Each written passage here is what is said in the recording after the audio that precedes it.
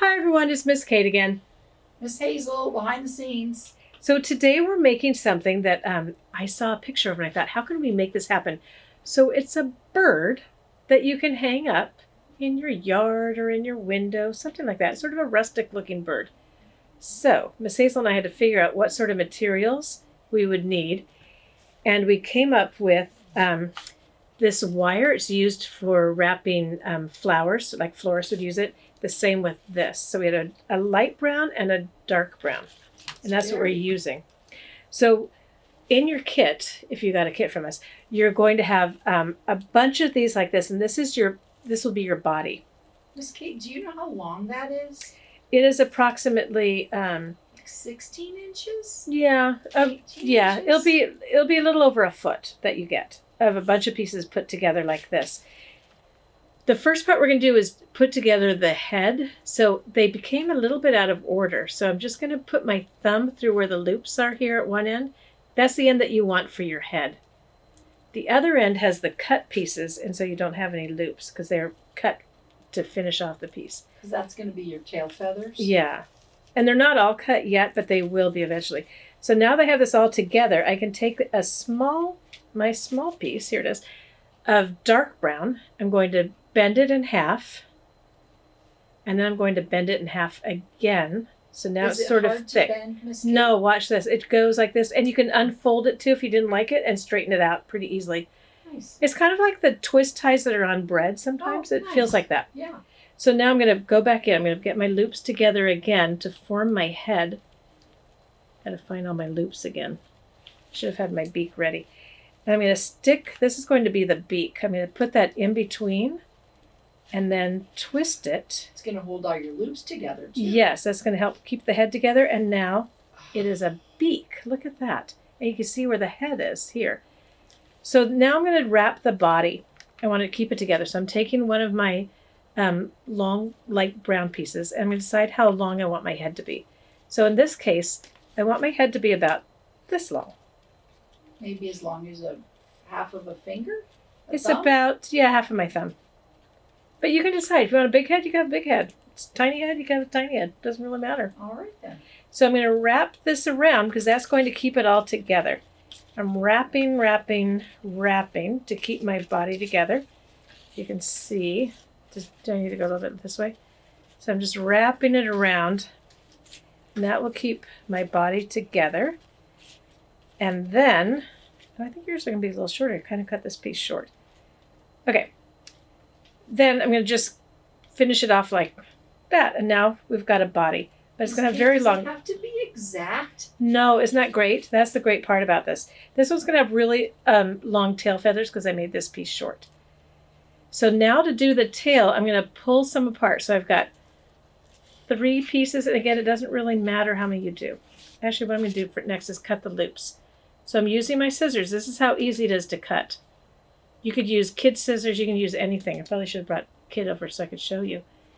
But I'm going to cut my loops because the next part I'm going to do is twist these together to make our feathers, our tail feathers.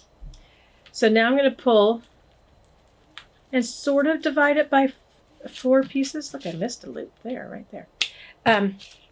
But again, it might not come out completely even. So I'm going to just break it off into 4 different sections. And in each section, I'm going to twist it. So I'm taking this first section, and I'm going to take one of the pieces, and I'm just going to twist it around like this. And that makes one of the tail feathers, because I would like to have 4 tail feathers. And are you counting how many pieces are inside? Does it really matter? Are you guessing? No, I'm guessing. So some have 3, some have 4. Oh, nice.